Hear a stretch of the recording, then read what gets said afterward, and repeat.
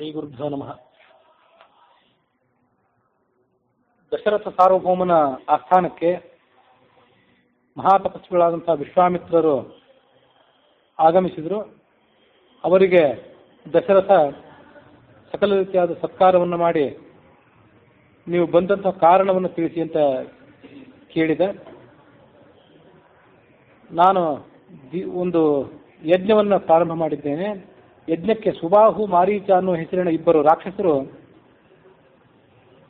ಅಪಾವಿತ್ರ್ಯವನ್ನು ತಂದೊಡ್ಡುವ ಮೂಲಕ ವಿಘ್ನಕಾರಕರಾಗಿದ್ದಾರೆ. ಅವರನ್ನು ಸಂಹಾರ ಮಾಡುವುದಕ್ಕಾಗಿ ನಿನ್ನ ಮಗನನ್ನ ಕಳಿಸಿಕೊಡು ಅಂತ ವಿಶ್ವಾಮಿತ್ರರು ರಾಜನನ್ನು ಕೇಳಿಕೊಂಡ್ರು.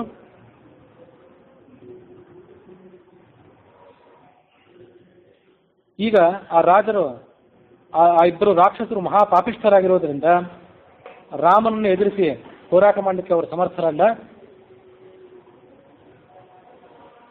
ಹಾಗಾಗಿ ರಾಮ ಅವರನ್ನು ಎದುರಿಸಿ ಗೆಲ್ಲಬಲ್ಲನೋ ಇಲ್ಲವೋ ಅನ್ನೋದ್ರ ಬಗ್ಗೆ ನೀನು ಏನು ಸಂದೇಹ ತಾಳಬೇಕಾಗಿಲ್ಲ.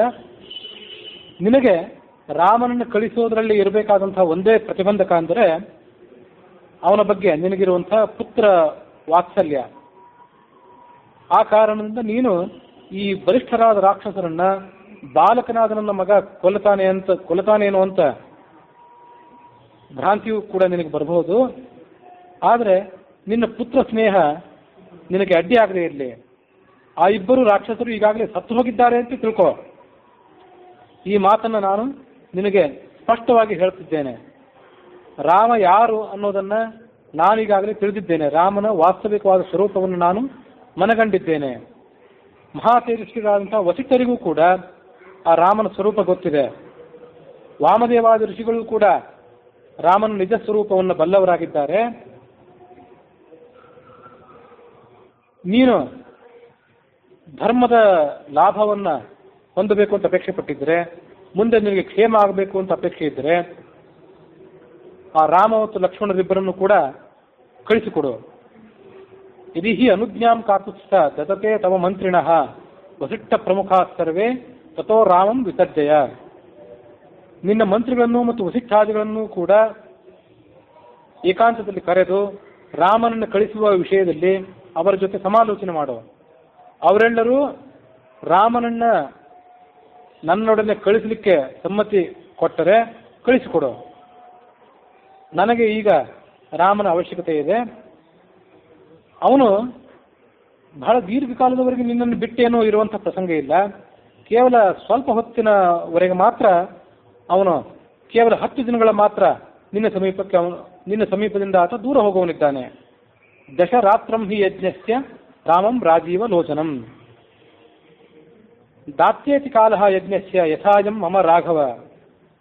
ನಾನು ಈಗೇನು ಯಜ್ಞವನ್ನು ಪ್ರಾರಂಭ ಮಾಡಿದ್ದೇನೆ ಆ ಯಜ್ಞದ ಮುಹೂರ್ತ ಮೀರಬಾರದು. ಹಾಗಾಗಿ ರಾಮನನ್ನ ಕೂಡಲೇ ನನ್ನ ಜೊತೆಗೆ ಕಳಿಸಿಕೊಡು. ತಥಾ ಕುರುಷ ಭದ್ರಂತೆ. ಇದರ ಮೂಲಕ ನಿನಗೆ ಎಲ್ಲಾ ರೀತಿಯಾದಂತಹ ಮಂಗಳವೂ ಕೂಡ ಆಗಲಿಕ್ಕೆ ಸಾಧ್ಯ ಇದೆ. ಇದರ ಬಗ್ಗೆ ಯಾವುದೇ ಸಂದೇಶವನ್ನು ಮಾಡಬೇಡ. ಮಾಚ ಶೋಕೆ ಮನಃಕೃತಾಹ. ಹೀಗೆ ವಿಶ್ವಾಮಿತ್ರರು ಧರ್ಮ ಪ್ರಾಪ್ತಿಗೆ ಮೂಲ ಆಧಾರವಾದಂತಹ ಮಾತನ್ನೇ ದಶರಥನಿಗೆ ಹೇಳಿದ್ರು. ಹೇಳಿ ಅವರು ಸುಮ್ಮನೆ ಆದರು. ದಶರಥ ರಾಜ ವಿಶ್ವಾಮಿತ್ರ ಆ ಮಾತನ್ನು ಕೇಳಿ ನಡುಗಿದ. ಶೋಕದ ಆವೇಗದಿಂದಾಗಿ ವಿಷಾದ ಪಡಲಿಕ್ಕೆ ಪ್ರಾರಂಭ ಮಾಡಿದ. ಆತ ದೊಡ್ಡ ಸಾರ್ವಭೌಮನು, ಮಹಾಧೀರನು ಅಂತ ಆತನಿಗೆ ಪ್ರಸಿದ್ಧಿ ಇತ್ತು. ಆದರೂ ಕೂಡ ಆ ಮಹರ್ಷಿಯ ಮಾತನ್ನು ಕೇಳಿ ಆತನ ಎದೆ ಮತ್ತು ಮನಸ್ಸುಗಳೆಲ್ಲವೂ ಕೂಡ ಒಡೆದು ಹೋದಂತಾದವು. ಕೂಡಲೇ ದುಃಖದ ಅತಿರೇಕದಿಂದ ಆತ ದುಃಖ ಪಡ್ತಾ ಸಿಂಹಾಸನದಿಂದ ಕೆಳಕ್ಕೆ ಉರುಳಿ ಬಿಟ್ಟ ಅನ್ನುವಲ್ಲಿಗೆ ವಾಲ್ಮೀಕಿ ರಾಮಾಯಣದ ಬಾಲಕಾಂಡದ 19ನೇ ಸರ್ಗ ಮುಕ್ತಾಯ ಆಗಿದೆ.